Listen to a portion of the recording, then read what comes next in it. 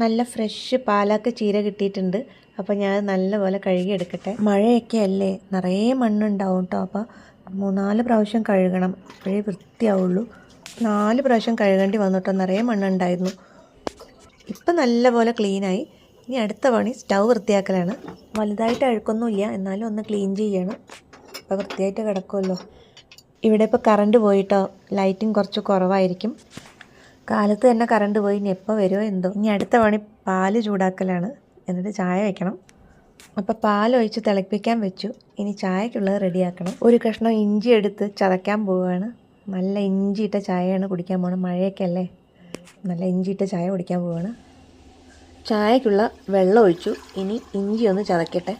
അപ്പോൾ ഞാൻ ഇഞ്ചി നല്ലപോലെ ചതച്ച് ചായ കുടിക്കാൻ പോവുകയാണ്.